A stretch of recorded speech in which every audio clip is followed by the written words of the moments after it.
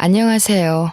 지방대학교에서 교수로 재직 중인 50대 여성입니다. 사람들이 말하길 결혼은 인생에서 가장 큰 축복이자 제일 큰 행사라고 하는데요. 저에게 결혼이란 축복이나 큰 행사가 아닌 시궁창보다 못한 지옥이었네요. 살면서 가장 후회되는 선택을 꼽으라면 그건 아마도 결혼일 거예요. 그래서 결혼을 고민하는 후배나 졸업한 학생들이 있다면 이 말은 꼭 말해주곤 합니다. 나이가 쫓겨 어쩔 수 없이 선택하게 된 결혼은 하지 말라고요. 가장 사랑하는 사람과 함께해도 어려운 것이 결혼인데 확신을 갖지 못한 사람과 하는 결혼은 파국으로 치닫을 게 뻔하거든요. 저희 때만 하더라도 여자들은 많이 가르칠 필요 없이 고등학교만 졸업하면 시집을 보내자는 주의였어요. 주변에도 보면 고등학교를 졸업한 후 대학교를 진학하지 않고 바로 시집을 가는 것을 심심찮게 볼 수 있었죠. 그렇지만 저는 교수로 일하고 계시는 부모님 덕분에 무사히 대학교까지 마칠 수 있었네요. 부모님께서는 남자 여자 가릴 것 없이 사람은 배워야 성장한다며 공부하는 것을 정말 많이 강조하셨거든요. 그 덕분에 경제적 여유가 없다면 들어가지도 못할 사립대학교에 들어가서 많은 것을 배우고 경험할 수 있었는데요.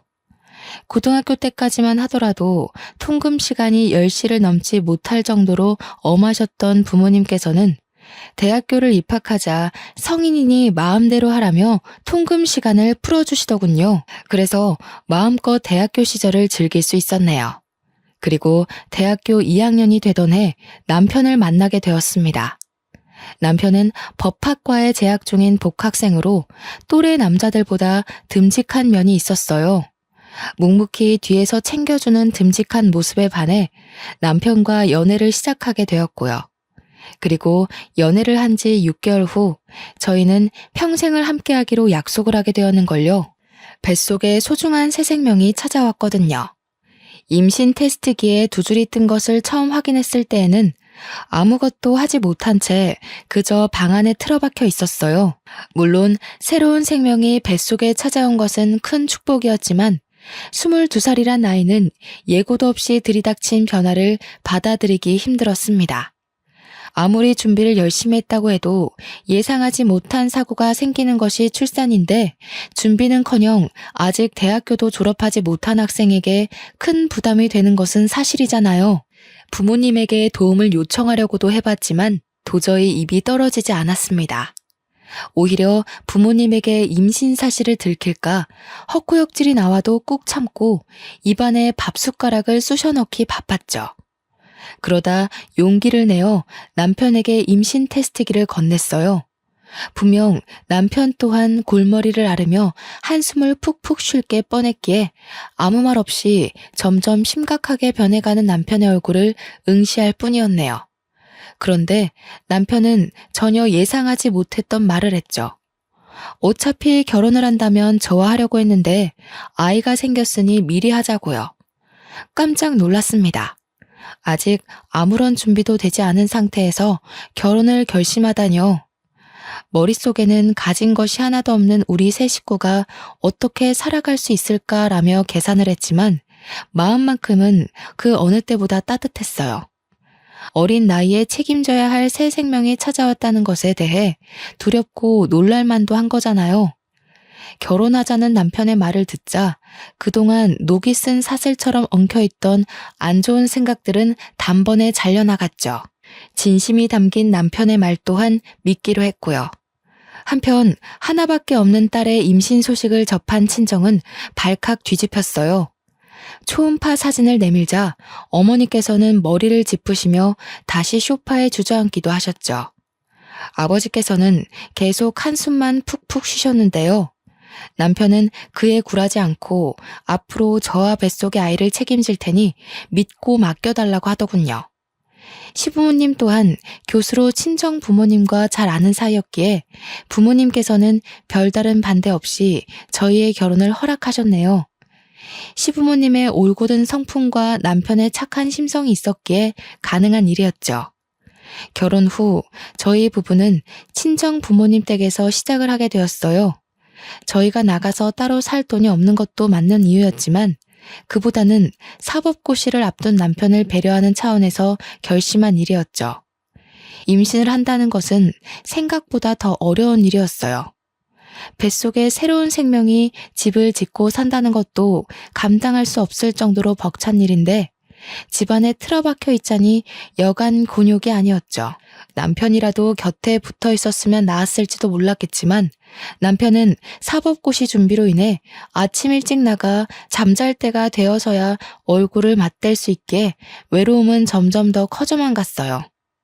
친구들이라도 보면 괜찮을 수도 있었겠지만 동기들은 취업을 하기 위해 공부를 하기 바빴고 더군다나 저는 임신의 휴학까지에 동기들 얼굴 보는 것은 바닥에 떨어진 먼지를 찾는 것보다 더 힘든 일이 되었죠.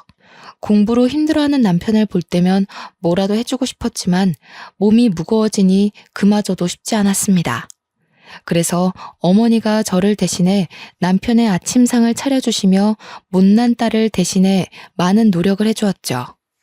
일찍 출근을 하시는 날이면 남편 음식만 따로 차리는 가정부를 불러 남편의 식사를 따로 챙겨줄 정도였으니까요. 그러던 중 남편의 밥상을 책임지던 가정부 아주머니께서 개인 사정으로 인해 일을 그만두셨는데요. 가족의 건강과 관련된 일이라 잡을 수도 없었죠. 어머니께서는 한숨을 푹푹 내쉬셨어요. 음식 솜씨도 야무지고 집안 살림도 자기 집처럼 깔끔하게 하는 사람을 어디서 또 구하냐면서요. 하지만 어머니의 걱정과는 달리 가정부는 빠른 시일 내에 구해졌습니다. 새로운 가정부는 반찬 가게에서 일을 해서 그런지 음식 솜씨가 야무진 덕에 입덧으로 힘들어하는 저의 입맛까지 돋구어줄 반찬들을 덤으로 만들어주기까지 했어요. 한 달이 흐른 뒤였습니다. 우물쭈물 거리던 가정부는 공장 기숙사에서 생활하던 아들이 퇴사를 하면서 갈 곳이 없어졌다면서 쪽방에서 아들과 함께 생활해도 되냐고 묻더군요. 일도 꼼꼼하게 잘하고 친절하게까지 한 가정부이기에 부모님에게 직접 말씀을 드렸어요. 부모님 또한 쪽방에서 같이 지내는 것을 흔쾌히 허락하셨고요. 그날 밤 가정부는 고맙다면서 일하는 시간이 끝났는데도 즐겨 먹던 백설기를 손수 만들어 건네주었어요. 마침 배가 고팠던 차라 가정부가 건네준 뜨끈뜨끈한 백설기를 손으로 찢어 먹었죠.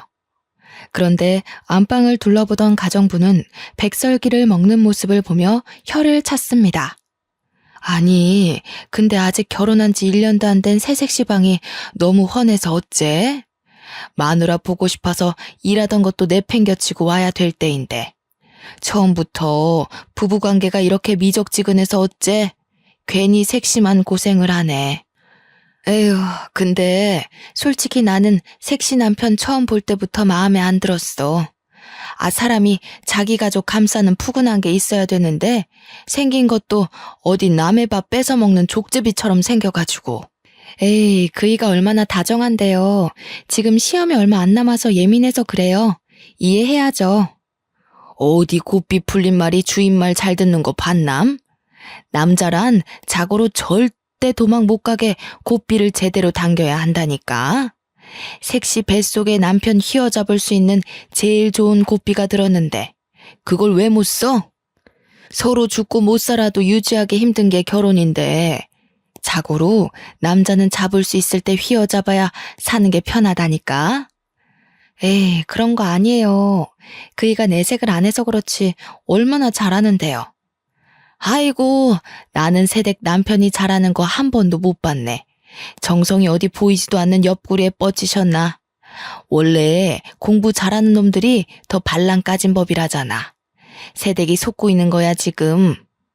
가정부에게서 남편의 뒷담화를 듣고 있자니 솔직히 기분이 좋지는 않았네요. 혀 위에서 미끄러지던 백설기의 맛 또한 퍼석퍼석한 지우개를 먹는 것 같이 느껴졌고요. 싫은 기색을 내비쳤지만 가정부는 계속해서 남편에 대한 뒷담화를 늘어놓았어요. 그러면서 자기 아들에 대한 칭찬 또한 동시에 늘어놓았죠. 아들에 대한 가정부의 자랑은 커다란 포대자루 안에 담아도 넘칠 것만 같았습니다. 절대 끝날 것 같지 않은 가정부의 수다에 이불 끄트머리를 잡아 끌며 침대에 누웠어요. 가정부는 그제서야 쟁반을 가지고 안방에서 나갔죠. 혼자서 생각해 보아도 가정부가 했던 남편에 대한 뒷담화는 정말 기분이 나빴어요. 하지만 곱씹으면 곱씹을수록 가정부의 말이 아예 틀린 것은 아니더군요. 남편이 여자 문제로 속 썩인 일은 없었지만 그렇다고 딱히 저희 가족에게 잘한다는 생각은 들지 않았거든요. 어머니가 쏟는 정성을 남편은 고마워하기는커녕 당연하게 여겼죠. 그뿐만이 아니었습니다. 시험이 다가올수록 남편은 완전히 다른 사람이 된 것처럼 화를 내었고 남편의 날카로운 태도는 가뜩이나 임신으로 예민해져 있는 저에게 큰 충격을 가져다 주었어요. 시험이 다가오니 예민해지는 건 당연하다고 스스로에게 위안을 삼아 보려고 했지만 남편의 행동은 정말이지 도를 지나쳤어요. 남편은 막달이 다가와 화장실을 자주 가는 것 같은 사소한 일도 이해를 하지 못했으니까요. 결국 사소한 갈등은 차곡차곡 쌓여 각방을 쓰는 지경에까지 이르게 되었어요.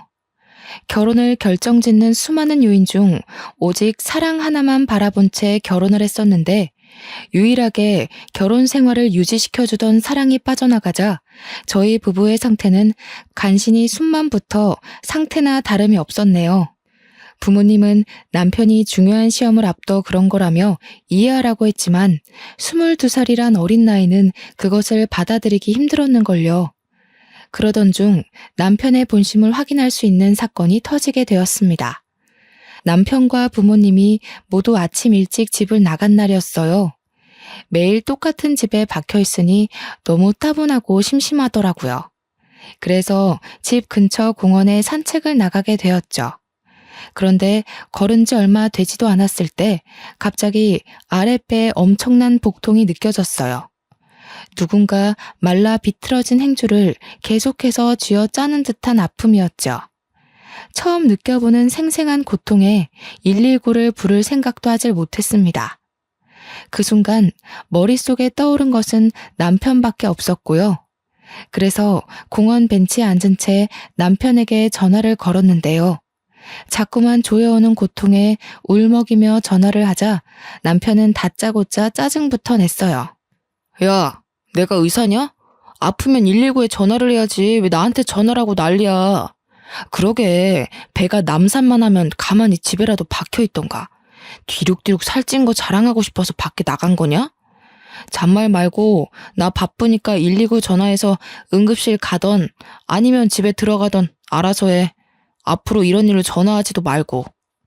전화가 뚝 끊기고 잠시의 고통을 잊을 만큼 남편의 언행은 충격적이었습니다. 아무리 무심한 남자라 할지라도 자기 아이를 임신한 상태로 아프다고 하면 신경 쓰는 것이 당연한 거잖아요.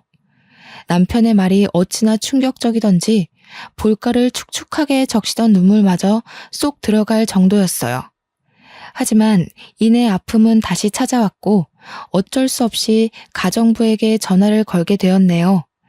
가정부는 채 4분도 안 되는 시간 안에 달려왔어요. 옆에는 가정부의 아들이 있었고요.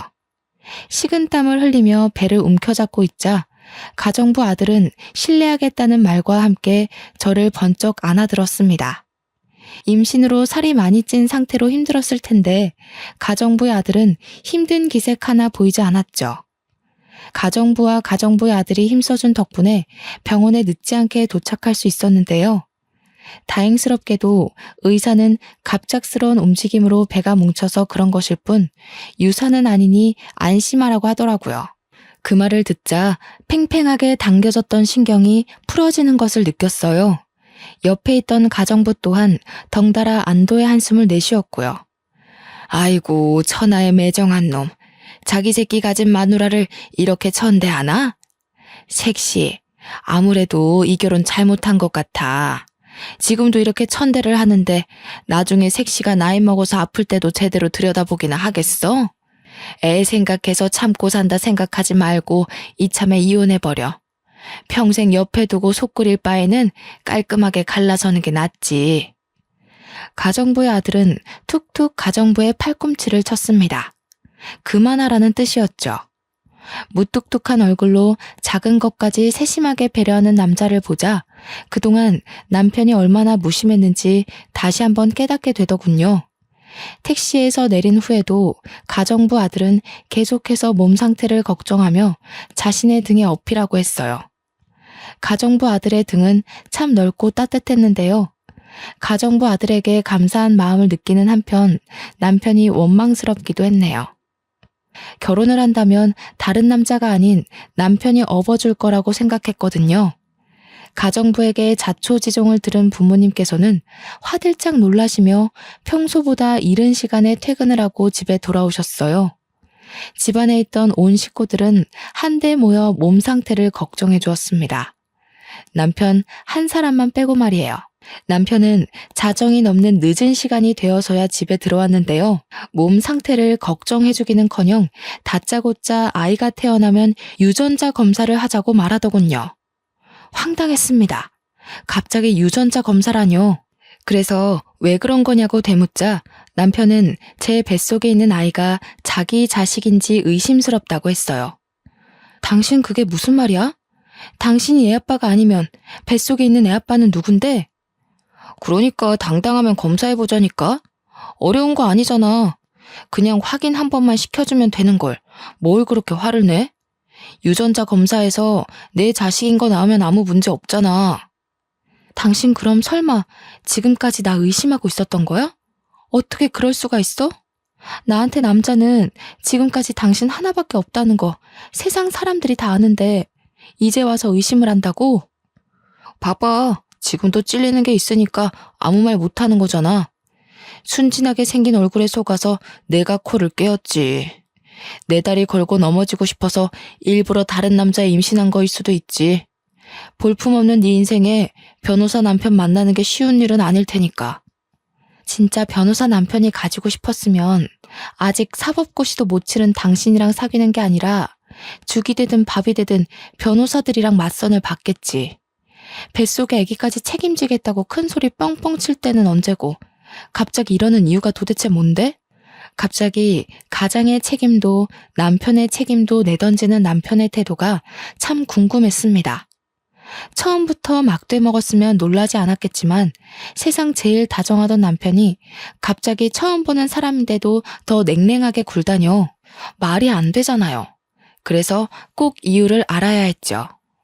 교수 집안이라고 해서 떨어질 떡이라도 떨어질 줄 알았는데 이건 뭐 떡이 아니라 떡 부스러기도 안 떨어지니.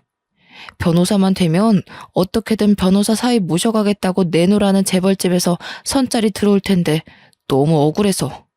나도 너네 집이 개털 날리는 집인 줄 알았으면 장가 안 왔지.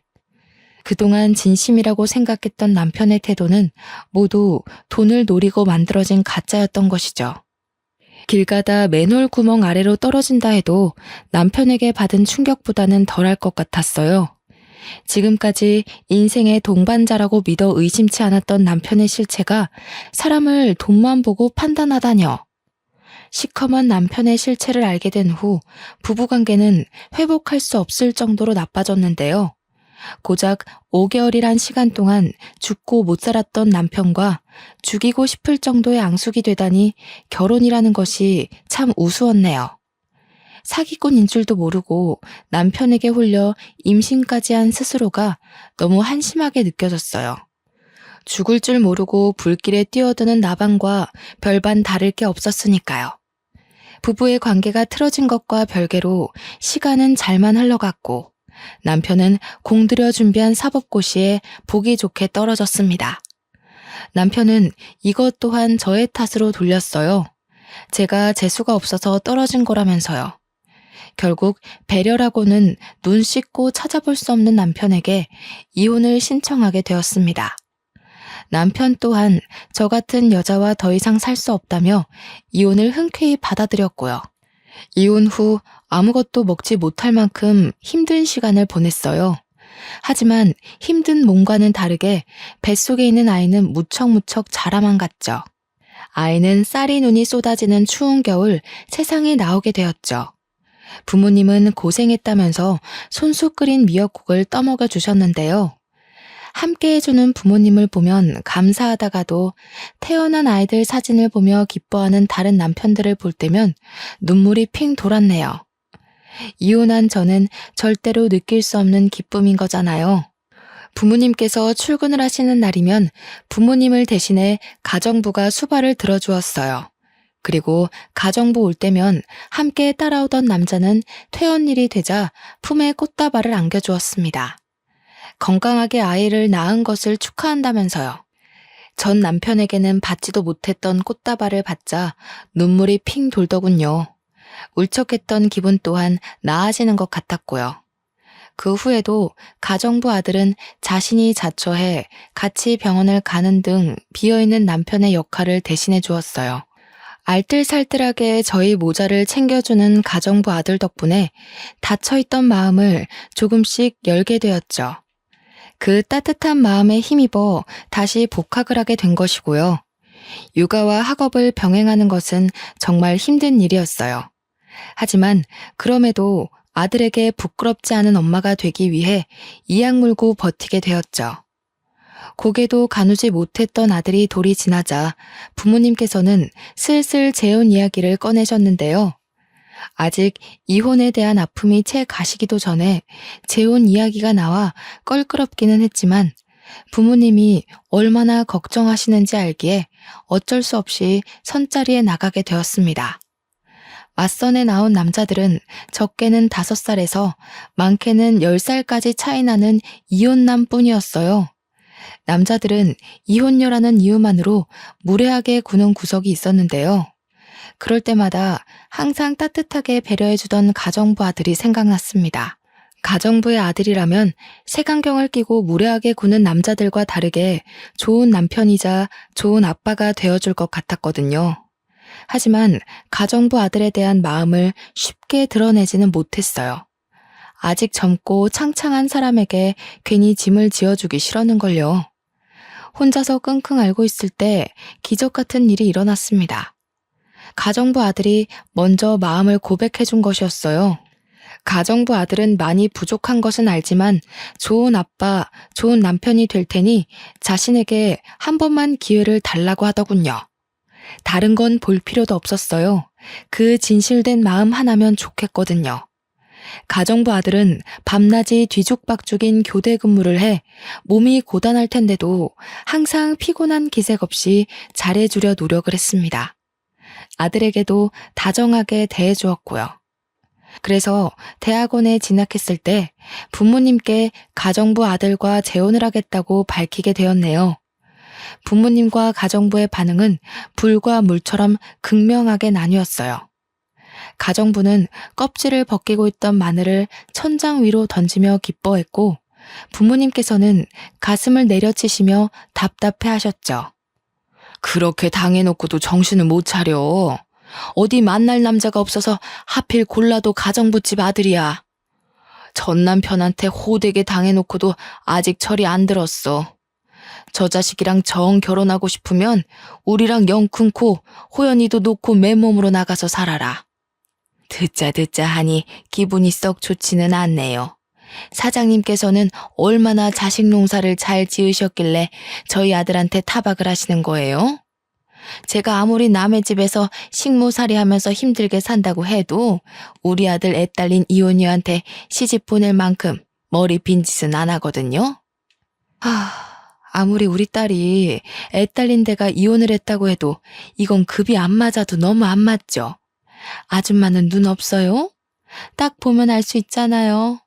서울에서 내놓으라는 대학원 나와 몇 년 있으면 대학 교수 될 사람이랑 밤낮 없이 자동차 공장에서 일하는 아줌마네 아들이랑은 당연히 차이가 있죠. 앓는 소리 하면서 하도 봐달라고 해서 아들까지 집에 들어오게 해줬더니 아줌마는 도대체 아들 단속을 어떻게 한 거예요? 얼마나 우리를 물러봤으면 주제 파악도 못하고 주인집 딸한테 찍적거리냐고요. 됐어. 당신은 상대도 하지 마. 경우 없는 집안이랑 엮이는 건 한 번이면 족하지. 일할 가정부는 많아. 쫓아내고 다시 들이면 그만이야. 아이고, 누가 겁낸 줄 알고? 나도 우리 아들 천대하는 이런 집구석에서는 일 못하지.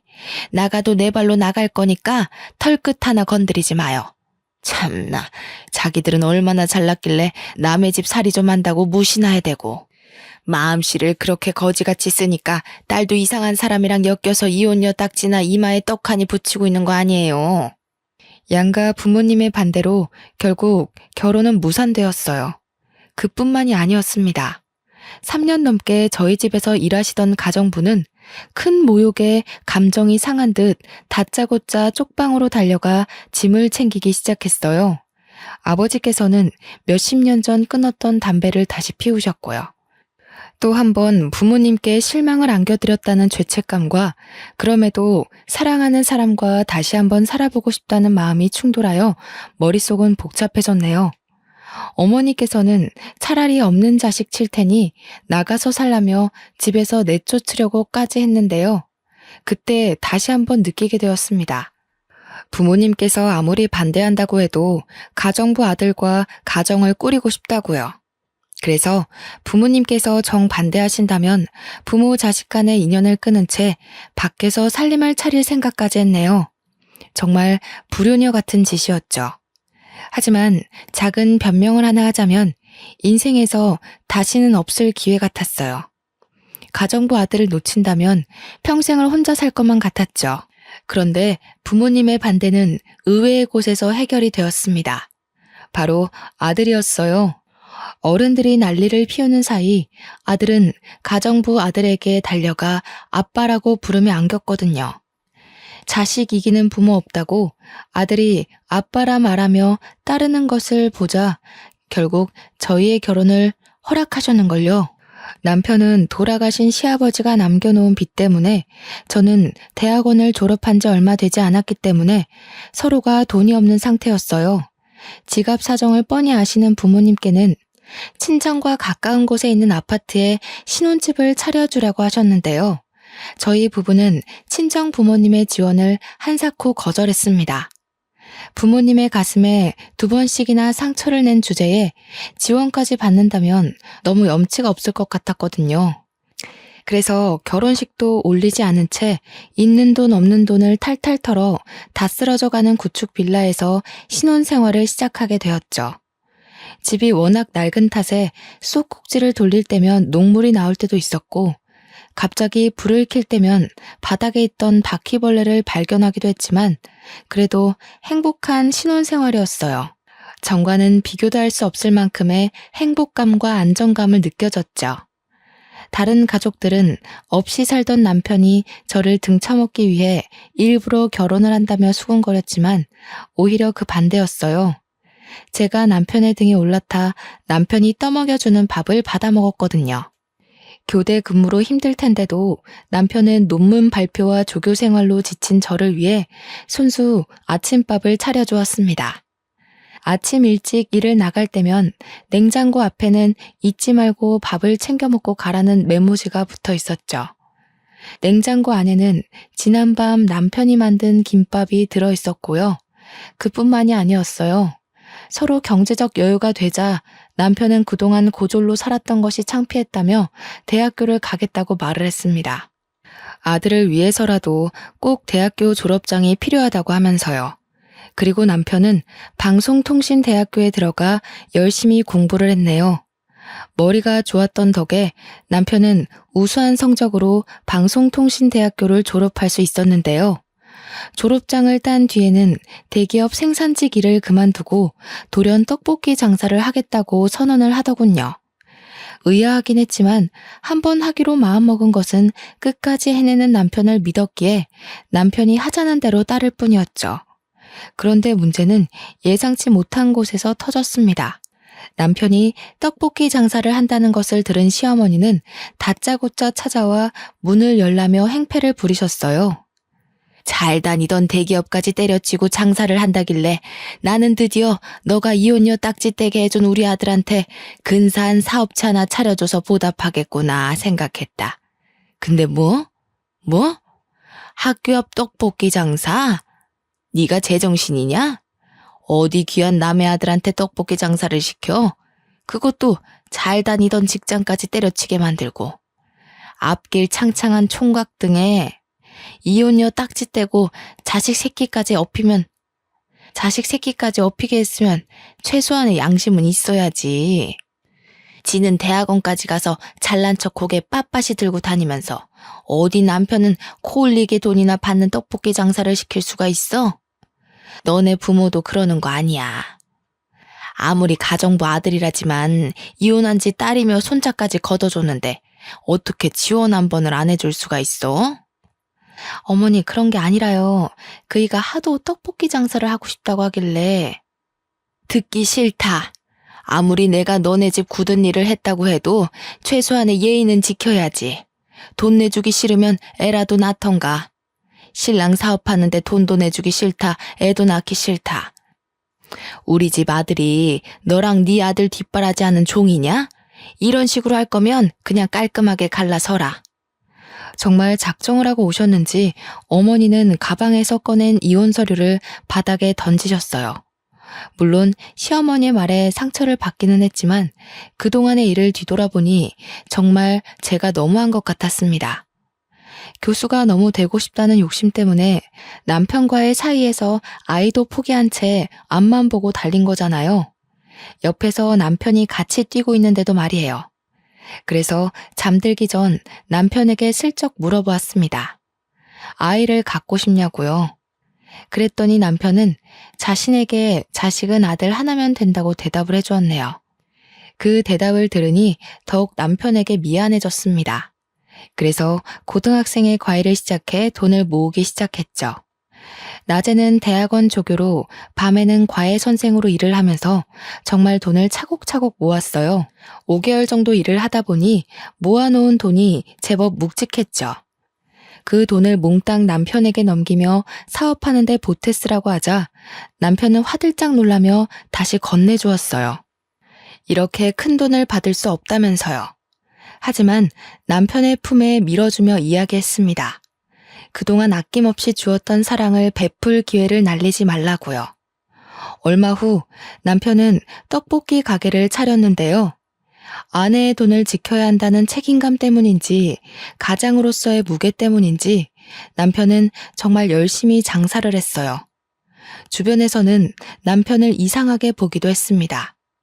떡볶이 장사라는 것이 원래 나이가 지긋하신 아주머니들이 하는 것이기에 그럴 수도 있다고 생각했죠. 하지만 논란도 잠시였어요.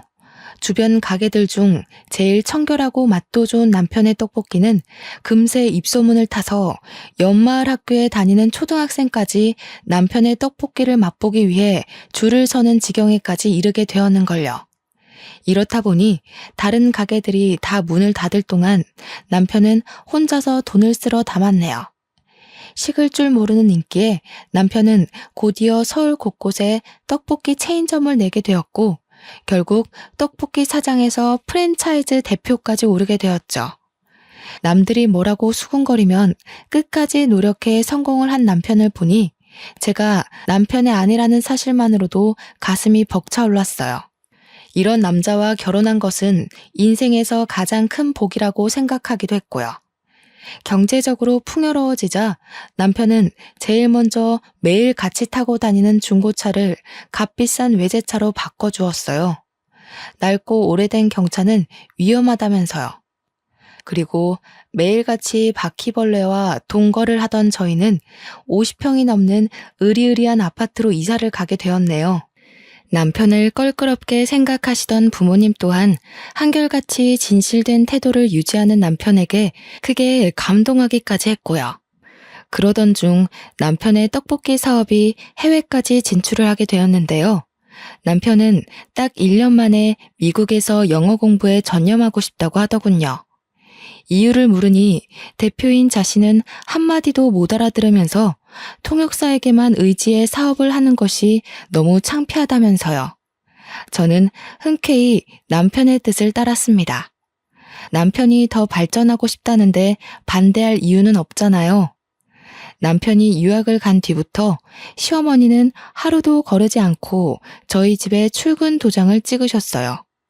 불쑥불쑥 나타나는 시어머니를 보자 남편이 왜 그렇게 시어머니에게 이사 간 곳을 알려주지 말라는지 알았죠. 그런데 집에 들이닥치는 시어머니를 보자 궁금한 것이 생겼습니다. 저와 아들 둘 다 시어머니에게 이사 간 곳도 집 비밀번호도 알려준 적이 없었거든요. 시어머니와 같은 공간에 있는 것만으로도 힘이 들었지만 그것만으로 끝낼 시어머니가 아니었어요. 시어머니는 하루에도 12번씩 별 이유 같지도 않은 트집을 부리시며 저희 모자를 괴롭혔습니다. 때마침 부모님 또한 해외로 나간 상태이고 유일한 방패막이었던 남편 또한 해외로 나간 탓에 고삐 풀린 시어머니를 제지할 사람은 아무도 없었는데요. 시어머니의 구박은 며느리인 저에게만 향하는 것이 아니었어요. 어떻게든 우리 아범 등에 빨대 꽂을 생각만 하고 얼마 전에는 우리 아범한테 차도 받았다지? 이제 보니 뻐꾸기 새끼가 아니라 독품은 독사 새끼가 따로 없구나. 우리 아들한테 남의 지 새끼도 키우게 했으면서 염치도 없이 네가 뭐라고 그 차를 받아? 어머니, 아무리 친손자가 아니라도 그렇지 말씀이 너무 지나치신 거 아닌가요? 아직 20살밖에 안 되네요. 아직 다 자라지도 않은 애 마음에 생채기를 내셔야겠어요. 그리고 그 차는 아범 차가 아니라 제 차예요. 차 바꾼 김에 타고 다니라고 준 거예요. 아이고, 시애미가 군말 없이 가만히 있으니까 앞도 못 보고 다니는 신봉사인 줄 아는 거냐? 아범은 어쩌다가 이런 독사 같은 것한테 홀려서 청춘 바쳐 돈 바쳐 가면서 한평생을 날렸는지. 나는 아직도 네 부모가 우리 아들 내팽개치던 것만 생각하면 불화가 치밀어서 잠을 못 잔다. 근데 정작 장본인은 우리 아범이 벌어다 준 돈으로 호의호식하면서 시엠이 몰래 금태두른 둥지로 이사를 가? 우리 아범한테 조금이라도 미안한 마음이 있거든. 당장 네 자식 새끼 데리고 우리 아범 앞에서 사라져라. 너만 없으면 우리 아범 얼마든지 더 좋은 여자로 새 출발할 수 있어. 시어머니는 저희 모자를 파렴치한 도둑 취급을 했습니다. 시어머니는 남편이 애초에 누구 때문에 아까운 청춘을 날렸는지 모르는 눈치였어요. 그래서 지금까지 속으로만 생각하던 말을 쏘아붙인 거고요. 어머니, 말씀은 바로 하셔야죠. 애초에 그이가 좋은 청춘 다 날려가며 대학교 문턱에도 못 가고 잠 못 자가면서 공장에서 일하던 게 누구 때문인데요. 다 어머니가 이 남자 저 남자 만나면서 그이 돈 까먹어서 그런 거잖아요. 아버님이 남긴 집도 두 번째로 결혼한 남자 도박빚 갚아준다고 홀랑 날려먹으셨다면서요. 어머님, 한 번이라도 그이 마음 생각해 보셨어요? 친부 돌아가시고 장례식도 끝나기 전에 다른 남자랑 놀아난 것도 모자라 유일한 유품 같은 집까지 날라갔을 때 그이가 얼마나 참담했을지 생각이나 해보셨냐고요. 이게 아무리 사람이 화가 난다고 해도 할 말이 있고 못할 말이 있는 거다. 어디 못 배워먹은 천한 기집애처럼 수십 년도 더 된 과거를 들먹여? 너 지금 시엠이 약 좀 잡았다고 그걸로 협박이라도 할 셈이냐? 어디 해봐라. 내가 눈 하나 깜빡 하나. 얼굴에 구멍 하나 났다고 어딜 함부로 떠들어? 내가 그 구멍 다시는 허튼 소리 못하게 확 꿰매주랴? 제 입이 구멍이면 어머니 입도 구멍이겠네요. 며느리 앞에서 할 말 못할 말 구별도 못하고 생각나는 대로 내키는 대로 아무 말이나 함부로 하시니까요. 다른 사람들 다 멀쩡한 총각 인생 망쳐놓은 애 딸린 유부녀라고 손가락질해도 되지만 어머님은 그러시면 안 되죠. 하나밖에 없는 아들, 좋은 시절 젊은 시절 다 날려버리게 만든 사람이 누군데요. 어머님이잖아요. 옛날 생각해서 어머님이랑 어떻게든 잘 지내보려고 노력했지만 이제는 안 그럴 거예요. 하나밖에 없는 소중한 자식 마음 다치게 하면서까지 어머님한테 머리 숙이고 싶지 않으니까요. 걱정이 밀려올 줄 알았지만 그동안 쌓아왔던 모든 것을 털어내서인지 편안하기만 했습니다. 시어머니께서도 이런 성난 모습에 적지 않게 당황하는 것 같았지만 이제 다시는 저와 우리 아들을 함부로 대하지 않겠다는 것에 안심이 되었고요. 시어머니는 곧이어 남편이 올 때까지 한 발자국도 못 움직인다고 했어요. 그래서 바로 남편에게 연락을 남겼죠. 미국은 이미 늦은 시간일 것이 분명한데도 시어머니와 관련된 일 때문인지 바로 연락이 오더군요. 남편에게 연락이 닿자마자 시어머니는 서럽다는 듯이 엉엉 울며 없는 말까지 덧붙여 남편에게 일러 바쳤습니다. 효자 아들이던 남편이 이번에도 자신의 편을 들어줄 거라고 생각하셨던 거죠. 하지만 남편은 단호했는걸요. 가르쳐 주지도 않은 집에 쳐들어가 행패를 부른 것은 시어머니라면서 다시는 저 아들을 괴롭히지 말라고 경고를 날렸거든요. 처음 있는 남편의 단호한 태도에 시어머니는 몹시 놀란 눈치였어요. 남편의 말이 효과가 있었는지 그 후로는 시어머니의 간섭 없는 편안한 나날들을 보내게 되었네요. 남편이 없는 생활은 단순했답니다. 수업이 있는 날은 대학교로 가 강의를 하고 강의가 없는 날에는 밀린 집안일을 하고 논문을 쓰면서 하루하루를 보냈죠. 아무런 문제 없는 평온한 날이 이어지다 보니 비어있는 남편의 옆자리가 참 그립더군요. 아직 1년이 채 안 되었지만 보고 싶으니 빨리 한국으로 돌아오라고 어리광을 부리고 싶을 정도로요. 하지만 그랬다가는 남편이 다시 한국에 돌아올 것을 알기에 혼자서만 꾹 참으며 보고 싶은 마음을 감춰왔네요. 그러던 중 뜻밖에도 시어머니에게서 먼저 연락이 왔습니다. 큰 싸움이 있고 2달 만의 만남이었어요. 집 근처 카페로 가자 시어머니께서는 다짜고짜 이혼 협의서를 내미셨죠. 깜짝 놀라며 이혼 협의서와 시어머니를 번갈아 가면서 보았는데요. 시어머니는 사인부터 하라는 양 서명란을 툭툭 가리키셨어요. 불려우 같은 것이 우리 아들을 어떻게 홀렸는지는 모르겠지만 그만하고 이혼해라. 이 정도 뽑아먹었으면 됐지 뭘 더 바래? 그건 결혼 당사자들끼리 선택할 문제지 어머니가 나서서 재촉하실 일이 아닌 것 같아요. 저희 부부 어머님 뜻대로 이혼할 일 없으니 이건 그냥 쓰레기통에 버리세요. 가방을 챙기는데 시어머니께서는 사진 한 장을 내시셨어요. 깜짝 놀랄 수밖에 없었습니다. 사진 속에는 딸뻘 정도 되어 보이는 젊은 여자와 남편이 와락 안고 있는 모습이 찍혀 있었거든요. 사진을 내민 시어머니께서는 뭐가 그리 기세가 등등한지 팔짱까지 끼며 이혼 서류에 도장을 찍으라는 듯 눈짓을 하시더라고요. 우리 아들 마음 떠난 지 오래인 것 같은데 이래도 이혼을 안 할 셈이냐? 괜히 어줍잖은 행동으로 쉰내 풍기지 말고 빨리 이혼해라. 아범도 아범이지만 마음 떠난 남자 껍데기 붙잡고 살아서 뭐 좋을 게 있겠니? 똑똑한 머리로 잘 생각할 거라 믿는다. 눈앞에 펼쳐진 사실을 믿을 수가 없었어요. 일평생 저만을 바라보던 남편이 갑자기 바람이라뇨. 이 순간 제일 미운 것은 제 자신이었습니다.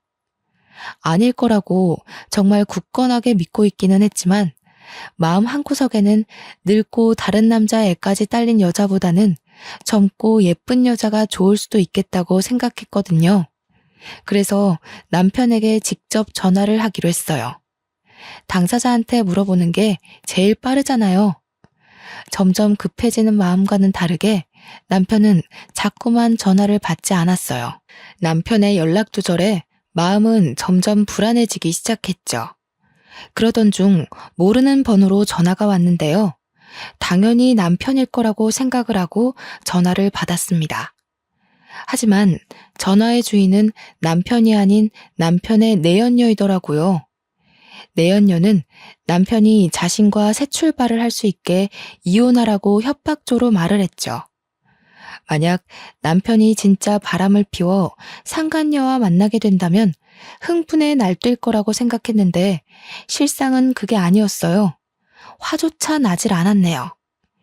힘들 때 옆을 지켜주던 남편의 바람은 용서할 수 있었지만 잘 살고 있는 남의 가정을 파탄낸 것도 모자라 새까맣게 타버린 속을 벅벅 긁는 상간녀를 도저히 참을 수 없었어요. 어떻게 해서든 상간녀에게 복수를 하기로 마음먹은 머리는 그 어느 때보다 냉정하게 돌아갔고요. 그래서 제일 유명하다는 이혼 전문 변호사를 찾아갔죠. 그런데 이혼 변호사를 만나는 순간 벼락이 떨어지는 충격이 온 몸을 덮쳐왔네요. 변호사는 바로 전 남편이었거든요. 수준 떨어지는 놈 만나서 지 딸뻘 되는 애랑 기싸움하는 당신이나 마누라 내비두고 바람피는 놈이나 아주 환상의 부부네. 전 남편은 저희 부부 사이를 비웃었는데요. 정말 쥐구멍이라도 있으면 숨고 싶다는 생각이 들었습니다. 가장 숨기고 싶고 창피한 일을 제일 들키고 싶지 않았던 사람에게 들킨 거잖아요. 그런데 놀라기도 전 남편은 이상한 말을 해오더군요. 제가 오기 전 시어머니가 미리 이혼 상담을 받으러 왔다고요. 온몸에 소름이 끼쳤어요. 아무도 모르게 저희 부부를 갈라놓을 궁리를 하고 있던 거잖아요. 상간녀 소송도 폐지된 마당에 너무 힘 빼지 말고 좋게 좋게 가자고. 기껏해야 어린애한테 몇백만 원밖에 못 뜯어낼 텐데. 아무리 바람핀 남편이 미워도 그렇지. 앞길 창창한 아가씨 인생을 망쳐서 되겠어? 그러지 말고 위자료 두둑하게 받을 수 있게 도와줄 테니까 깔끔하게 이혼해. 담례로 이혼하고 받은 위자료 반만 떼서 준다면 물불 안 가리고 열심히 힘써줄게. 시어머니도 소름이 끼쳤지만 아들에 대한 걱정은 눈꼽만큼도 없이 자기 사리사욕만 채우려는 전 남편을 보자 온몸에 소름이 돋더군요. 그래서 이혼 소송을 어떻게 되건 상간녀 소송이 어떻게 되던 사무실을 박차고 나왔죠. 상간녀와 시어머니에게서 계속 문자 폭탄이 와도 남편은 여전히 답이 없는 상태였어요. 이쯤 되니 짜증이 나기보다는 슬슬 걱정이 되기 시작했죠. 그래서 직접 남편을 찾아가기로 결심을 했죠. 하지만 남편을 찾고 싶다는 굴뚝 같은 마음과는 다르게 현실적인 조건은 참 마음을 따라주지 않았네요. 처리해야 할 일이 가득했거든요. 고민하고 있자 아들이 옆으로 와 자신이 직접 남편을 찾아오겠다고 하더군요. 자기가 먼저 나서는 아들을 보자 걱정이 되기도 했지만 한편으로는 고맙기도 했네요. 그래서 아들을 믿어보기로 결심했어요. 아들을 공항에 데려다주는 순간에는 걱정이 몰려오기도 했습니다. 사실이건 거짓이건 불미스러운 일로 아들을 다른 나에게 보내는 것이 마음에 걸렸고요. 남편을 찾기 위해 비행기에 올라탄 아들은 꼬박 3일 동안 연락이 되질 않았는데요. 혼자 떨어져 있는 72시간 동안 안 좋은 생각만 떠오르며 밥 한 술도 제대로 뜨지 못할 만큼 걱정이 많이 되더라고요. 아들은 집을 떠난 지 4일이 되어서야 연락이 왔어요. 남편과 함께 한국으로 간다는 짤막한 답장이었죠. 그렇지만 그 한 줄의 문자를 받는 순간 얼마나 안심이 되었는지 손발에 힘이 탁 풀렸습니다. 남편과 함께 귀국하겠다는 것은 해결책이 보인다는 이야기니까요. 공항에 미리 마중을 나가 있는 동안 머릿속은 참 복잡했어요. 남편을 만나면 상간녀에 대한 말을 먼저 꺼내야 할지 아니면 시어머니가 우리 부부 사이를 갈라놓기 위해 이혼 상담까지 받았던 걸 말해야 할지 고민이 많았거든요. 하지만 공항을 걸어 나오는 남편을 보는 순간 모든 말을 이을 수가 없었네요. 남편의 얼굴을 보는 순간 왈칵 눈물이 쏟아나올 뿐이었으니까요. 오열하는 모습을 보자 남편은 들고 있던 캐리어도 내던지고 한 걸음에 달려와 주었어요. 그리고는 어깨를 와라 끌어안아 주더군요. 남편의 품에서 저는 그저 어린아이처럼 목 놓아 울 뿐이었어요. 그렇게 한참을 울다 남편에게 물었죠. 아들과 저를 버리고 새파랗게 어린 상간녀와 바람 난 것이 맞냐고요. 감정적인 저와 다르게 남편은 차분하게 눈물을 닦아줄 뿐이었어요. 출국을 하는 동안 아들에게 전후 사정을 들은 것이 분명했죠. 남편은 주머니에 있던 핸드폰을 꺼내 사진 한 장을 보내주었는데요. 사진 속에는 시어머니가 말한 상간녀와 남편이 단란하게 모습이 찍혀 있더군요. 깜짝 놀라서 남편은 곧이어 말을 이었습니다. 상간녀는 무슨, 아무리 봐도 어머니가 또 수작을 부린 것 같네. 얘는 미국에서 유학하고 있는 조카 딸이야.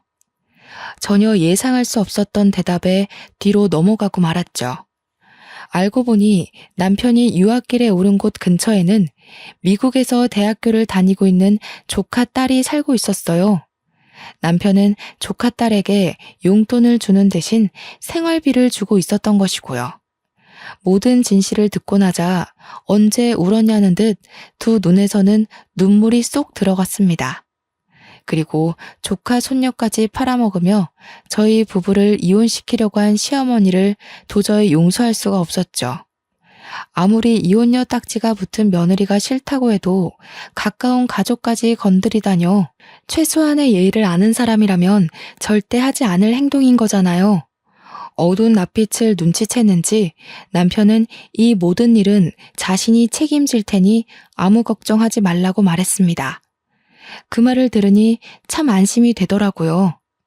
그동안 왜 걱정했을까 의문을 가질 정도로 복잡하던 머릿속은 청소기를 돌린 것처럼 깨끗해졌죠. 남편이 한국에 들어온 후 시어머니에게서는 전화가 걸려왔어요. 받을까 말까 고민을 했지만 그래도 저희 부부를 이혼시키려던 진짜 이유를 알고 싶어 전화를 받기로 했습니다. 못된 것. 우리 아범을 어떻게 구워 삶았길래 낳아주고 키워준 애미한테 절연하자는 소리가 나와? 먼저 자작극 벌이면서 잘 살고 있는 저희 부부 이혼시키려고 한 건 어머니시잖아요. 절연하고 사는 것도 어머니가 선택한 일이니 저한테 이러셔도 해드릴 수 있는 게 없어요. 오냐, 이제 보니 네 전남편이랑 너도 모두 한패였던 게구나. 내가 가만히 있을 것 같으냐? 당장 우리 아범한테 네가 전부하고 바람이 났다고 말을 해줘야지. 네? 그게 무슨 말씀이세요? 시침이 떼지 마라. 너야말로 시애미 사다리도 없는 구렁텅이에 빠뜨리려고 전부랑 같이 작당 모의한 게 아니냐. 아이고, 돈에 눈먼 놈인 줄 알았더니 꼬레지도 전 남편이라고 저 몹쓸 것 편을 들었던 게지. 알아들을 수 없는 말 투성이었어요. 이미 인연이 끝난 지 수십 년도 더 된 전 남편 이야기를 꺼내다녀. 그래서 당장 전 남편이 다니는 로펌으로 찾아가 바른 대로 말하라고 난리를 피웠죠. 그랬더니 망연자실에 있던 전 남편은 그제야 숨겨져 있던 진실을 실토하더군요. 사건의 발단은 시어머니가 전 남편을 찾아오면서부터였어요. 시어머니는 전 남편에게 거액의 돈을 쥐어주며 저희 부부를 이혼시킬 계략을 세웠던 것이죠. 이혼시키는 것을 성공할 시 남편 앞으로 되어 있는 땅을 준다고도 했고요.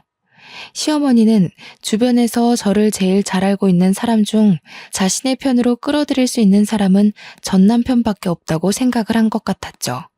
모든 내막을 알게 된 순간 모든 인맥을 동원하여 전 남편에게 벌을 줄까 생각하기도 했어요. 같은 학교에서 유명한 사내 커플이었기에 쓰레기라고 소문을 내는 것쯤은 일도 아니었거든요. 그렇지만 전 남편은 제가 손을 쓰지 않아도 이미 업계에서 파렴치한 짓을 저지른 변호사로 낙인이 찍혀 있더군요. 이후 전 남편은 아무리 몹쓸 놈이어도 자신이 아들의 친부이니 구해달라며 몇 번씩 전화가 왔는데요. 모든 전화를 깔끔하게 무시했네요. 현재도 앞으로도 아들에게 아버지는 현재의 남편 한 명밖에 없으니까요. 이혼 자작극을 벌인 시어머니는 남편이 다달이 지급하던 생활비까지 끊자 그제서야 상황의 심각성을 알게 된 것 같았어요. 하지만 이미 때는 많이 늦은 상태였죠. 그 후 시어머니는 몇 번이나 찾아와 사과를 했는데요. 남편은 단호했어요. 기본적인 생활을 할 수 있을 만큼의 생활비와 자식된 도리만 할 뿐이었거든요.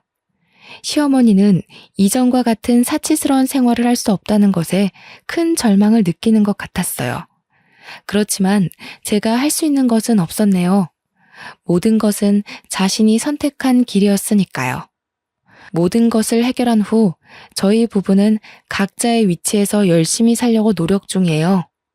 남편은 잠도 줄여가며 일할 만큼 바쁘게 지내는 와중에도 결혼 기념일을 잊지 않고 꽃다발을 선물해 주었는데요. 힘들 때나 기쁠 때나 한결같이 사랑을 주는 남편이 옆에 있는 것이 얼마나 기쁜지 표현할 방법이 없네요. 아무리 가장 사랑하던 사람이라고 해도 한평생 살다 보면 지겨워지기 마련이라고 하는데요. 저는 다음 생에도 어렵게 돌아가지 않고 처음부터 남편을 만나 도란도란하게 살아가고 싶습니다. 제 인생의 가장 큰 축복은 남편을 만난 것이니까요. 지금까지 제 사연 들어주셔서 감사합니다. 여러분도 좋은 인연 만나서 행복하시길 바랄게요.